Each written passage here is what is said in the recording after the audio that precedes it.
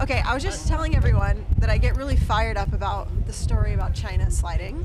And okay, so anyway, this is Tony Benshoof. Hello. Used to slide for America, incredible athlete, did really well throughout his career. And then when did you make the switch to coaching? Well, I started coaching the U.S. team for a few years after I retired in 2010. And then, Wolfgang Schadler was our coach back in the day. And he started working with China and invited me along, and I couldn't resist. He pulled you back. He pulled me back. Cool. And it's been great, really great. Cool. So let me tell you why I'm so passionate about this, because I don't think spectators realize how hard it is to get into sliding, especially at older ages, and to start a sliding federation in a country that's never had one, and they didn't even have a track at the time. It's just really an incredible story. And then on top of just starting it, they actually are competitive and are doing really well, which, to give context, most people start sliding at 10, 11, 12 years old, but Right. most of these Chinese athletes, how old are they getting involved? When they began, they were about 18, 17. That's insane. You don't... It's right. It's very... it's impossible, really, and except for the fact that China has never had a program. Yeah. Why is it impossible, though? Well, when I say impossible, what I mean is it's impossible normally to break into the World Cup level as an 18-year-old, because it takes so many years and so many runs to be remotely competitive. The advantage that China had is they had never had a program, and we only had 4 or 5 years to get ready for the Olympics, so we needed to start them later. And it was just a fast track. I mean, it was a lot of crashes, a lot of hard work. I mean, a lot.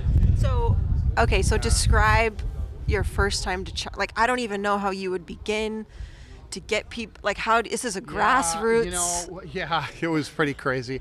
I don't know the details. You'd have to ask Wolfie, because I came 1 year after he had chosen the athletes. But basically they went to universities and found specific athletes, like gymnasts and sprinters and people that kind of fit the mold of what an ideal luge athlete would be like. And hundreds of them came to Beijing, and Wolfie weeded them out to find the best.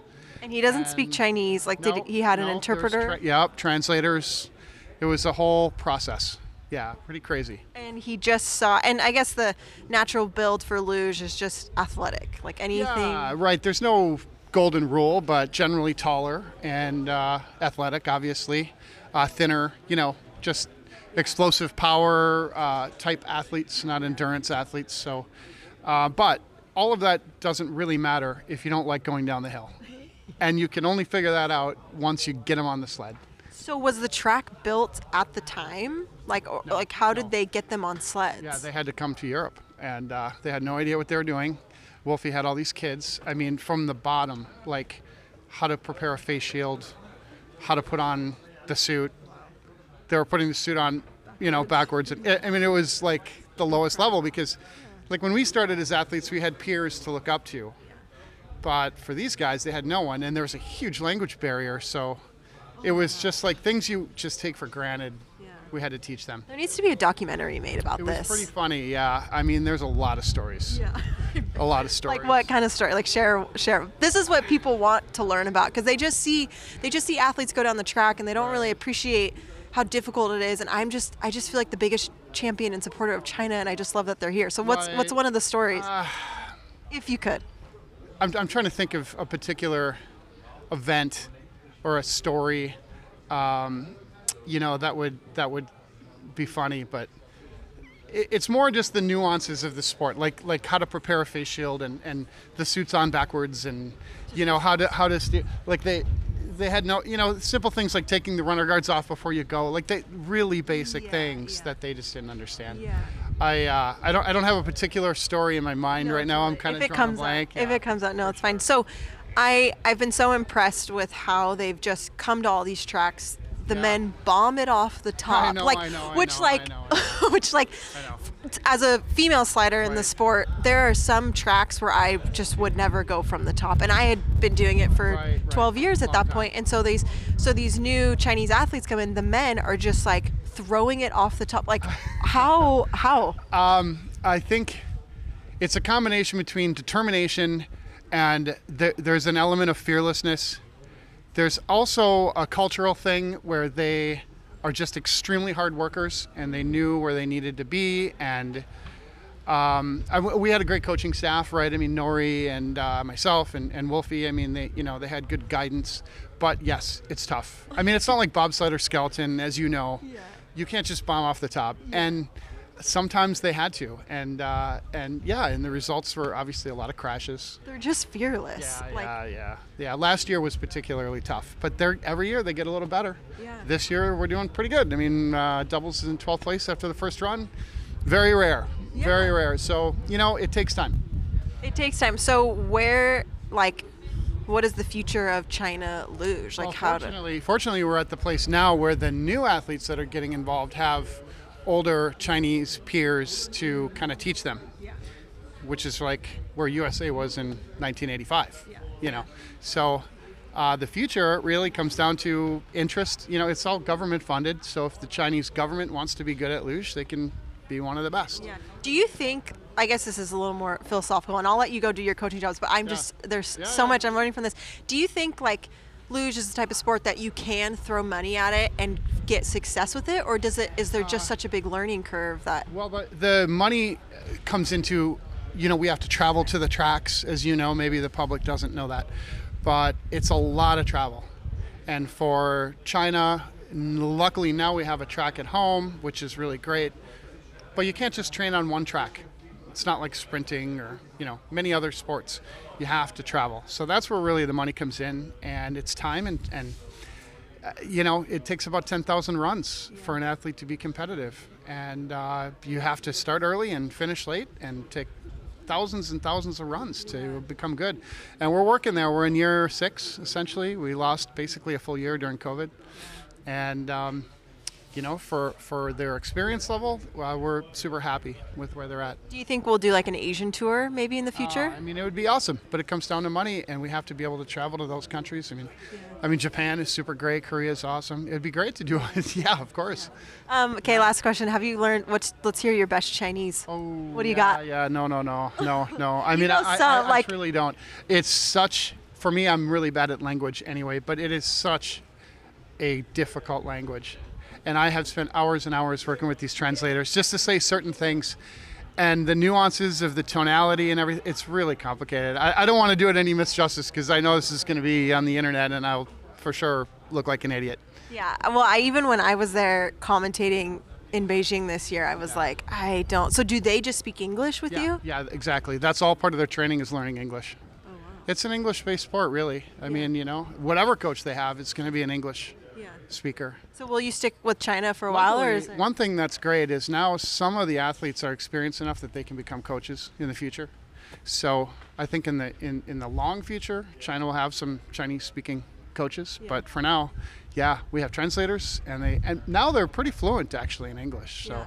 So when I was talking to them at the beginning of the season, they were like, well, it was so cute, because in Eagles Austria, they were like warming up, and I was so excited that they were there and they had qualified, and I was like, "You're doing so good," and they're like, "No, I'm not," and I'm like, "No, you're incredible." But it seems that like maybe they don't feel comfortable like being social with everyone, but like that's part of it. I just felt like I needed to build them up and be like, "You're unbelievable. You're going from the top of the track," and like a lot of people can't do this, and then they had a smile on their face. So anyways, every time I see them, I just want to tell them that I think they're awesome. That's awesome. I appreciate that. I know they do. Yeah.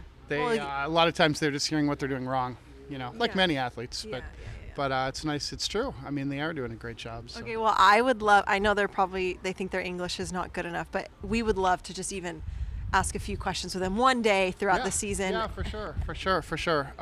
We just have to run that by the higher powers, but I think we can arrange it for sure. Great. Yeah, I'm just a big supporter of China. I just think that's awesome.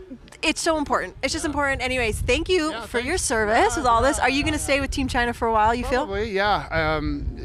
It's year by year, just like many of us coaches.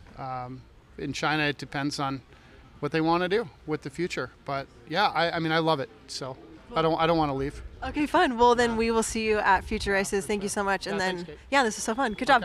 Good luck today. Oh, that just warmed my heart. I love that so much. Yeah, so Tony and I, we used to be competitors. Actually, we were teammates way back in the day when I was first joining the circuit. And he was kind of my senior athlete, like we mentioned. So it was interesting, too, to hear him talk about with China, the new athletes having someone to look up to. So Tony was kind of that for me. So this was kind of full circle to interview him. And now he's with China. But I just wish I could, like, really make it clear like how brave these Chinese athletes are. And even when Korea got on the circuit before the Pyeongchang Olympics, and even just these smaller nations that didn't slide, and they're coming into, I'm just trying to get out of their way, they're coming into a sport where athletes have been here for 10, 15 plus years, and they're just like trying it for the first time. So I just have so much respect for what they're doing. But looks like up here everybody is just getting ready. And now they've combined the women's doubles with the men's doubles event, so it's a little bit longer of a race for everyone. So a normal in-between run, in between, like what an athlete does in between the runs is they'll put their clothes back on. Well, they always have clothes on, but they'll put their warm clothes back on.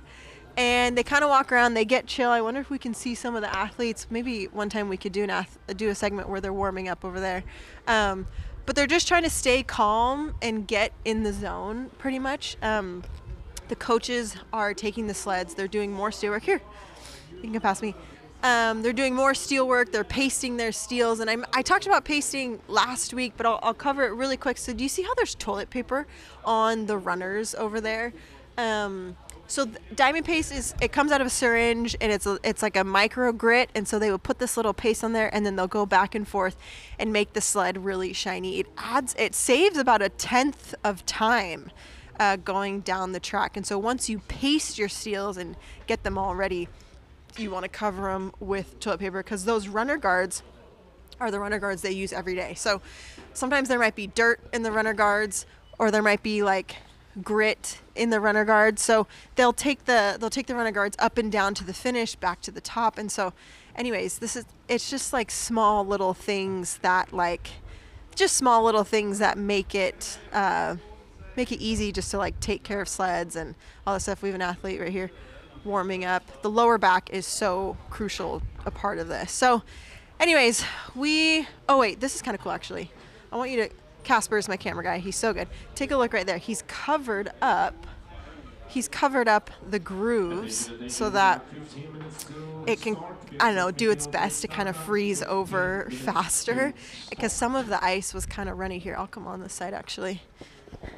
Some of it, like once he put it in, it like started to get a little runny.